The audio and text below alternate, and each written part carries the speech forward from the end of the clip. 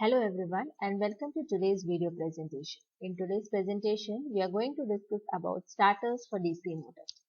In this session, we'll see what is the need for starter and we'll discuss about the 3-point starter. So let's begin. Why we need starter?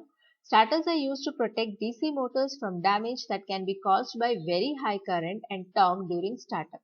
Now, why DC motors experience such high startup current?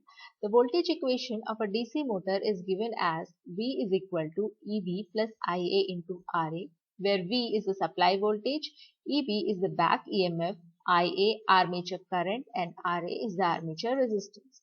EB is directly proportional to the motor speed. So, at startup, when motor speed is 0, back EMF is also 0. This we can see from the equation N is equal to K into EB by 5. Therefore, our voltage equation will now rearrange and become as IA is equal to V divided by RA. So, we can see that the armature current is inversely proportional to the armature resistance. Now, for the best motor performance, armature resistance in DC motors is kept very low, typically less than 1 ohm. So this will give us a starting current which can be several times more than the rated current and high enough to damage the internal motor circuit. Not only can the high startup current result in potential motor circuit damage, but it also produces a dangerously high torque which can cause the rotor to literally break apart. From the DC motor torque equation, we can see that the torque is directly proportional to current. That is, tau is equal to Ka into phi into Ia. So, when there is a high amount of armature current flowing, the torque of the system will also increase accordingly, and as a result, with a high startup current, there will be a dangerously high torque at the startup. So, to overcome these problems, a motor starter is used which adds an external resistance Rs to the armature winding, which reduces the armature current.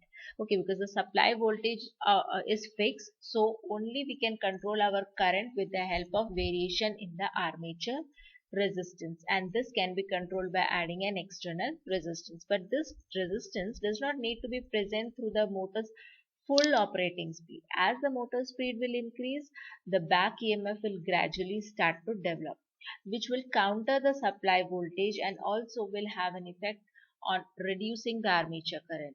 Now, when the back EMF comes into picture, the equation for current becomes IA is equal to V minus EB divided by RA plus RS. So, as EB's value keeps on increasing, the numerator value in this equation will keep on decreasing, and as a result it is directly proportional to the armature current, so armature current will start to decrease. So gradually we can reduce the value of this external resistance Rs. As the back EMF reaches its maximum, the starter progressively decreases the external resistance Rs to 0. Now we no more require this external resistance. Our armature current has gradually developed and has reached the value which it is required to attain. So from this we can conclude that we require starter for DC motor due to the following objectional reasons. In a constant voltage system, high inrush of current causes tremendous voltage fluctuations that may affect other equipment's performances that are connected to same line. Such high current flow through the motor may damage the insulation of windings. Thirdly, it may result in blowout of fuses. Fourth, with increased current, there will be increased torque that may introduce mechanical stress. So, in order to overcome all these, we use a current limiting device that is called starter. Now, starter for DC shunt motor. In case of a DC shunt motor, we know the flux phi remains constant as the field is directly connected to the constant voltage supply mains, and armature current is controlled by connecting the starting resistance in series with armature. Torque, which is directly proportional to armature, is limited by the maximum starting current. Full load current will develop full load torque. Twice full load current will develop twice full load torque, and so on. As the motor will speed up, the starting resistance is cut out. In case of a DC shunt motor, reduced voltage starting method cannot be used because a reduction in supply voltage will reduce the flux proportionately and hence the starting torque. Shunt and compound wound DC motors are using 3 or 4-point starter. Let's see a 3-point starter. This is the schematic representation for a 3-point starter. In 3-point starter, we can see, if we see its construction, we have 3 terminals L, F and A. L terminal is connected to the positive terminal of the power supply. F terminal is connected to the field winding. A terminal is connected to the armature winding. L terminal is also connected to an overload release OR. The current passes through the starter handle H. On one end of the handle is the connection for the OR and spring, while on the other hand is the contact it makes with the studs. The starter handle can make in contact with stud off position, stud 1, 2, 3, 4, 5 and run. A wire from stud A is connected to the no volt coil HC and then it is connected in series with the field wound via terminal F. The two wires A and B are parallelly connected with the no volt coil that leads to the overload release mechanism. Studs 1, 2, 3, 4, 5 run have resistances R1, R2, R3, R4, R5 distributed between them. From stud run, it is connected to terminal A and then in series with the armature winding. This was all about the construction of a 3-point starter. Next, we will see the working of a 3-point starter.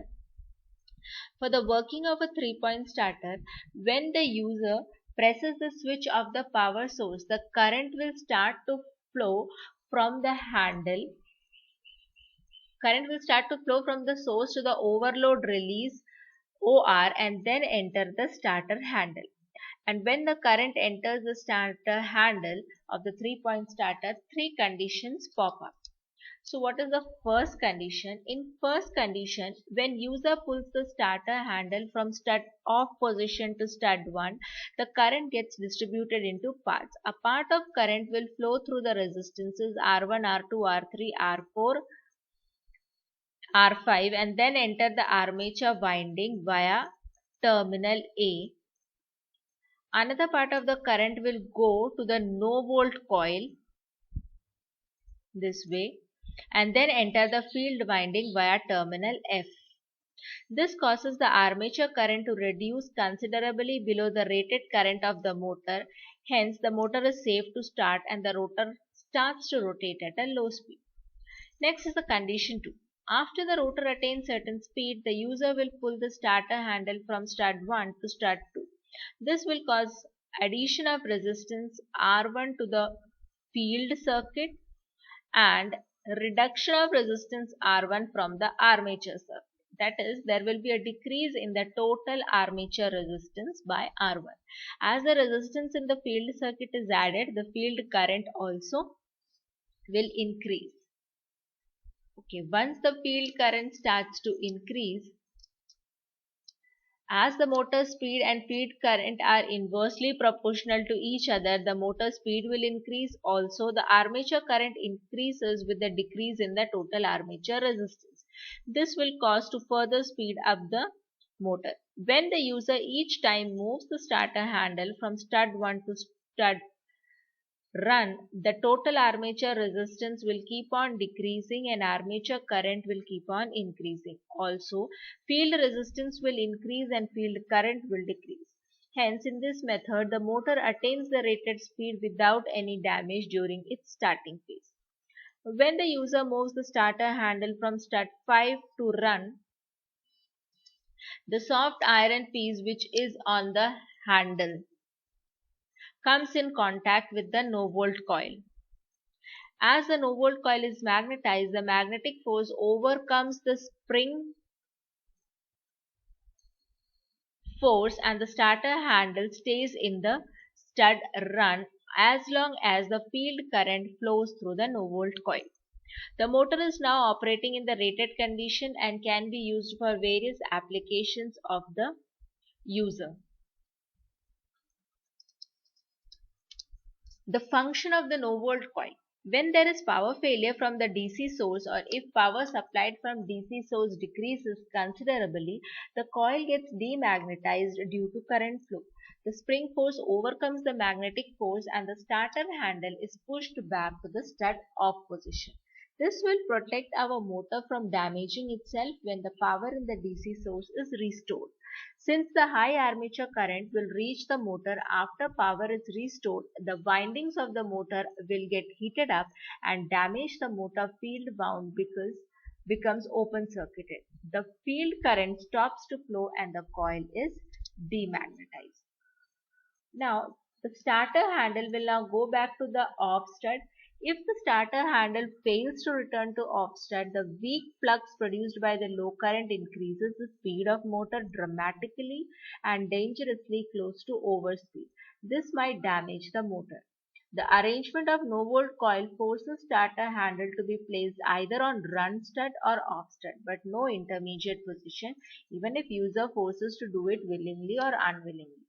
The function of the overload release OR is whenever the armature current exceeds a preset or rated value, the electromagnet OR becomes strong enough to attract the triangular piece M, which is pivoted at its one end.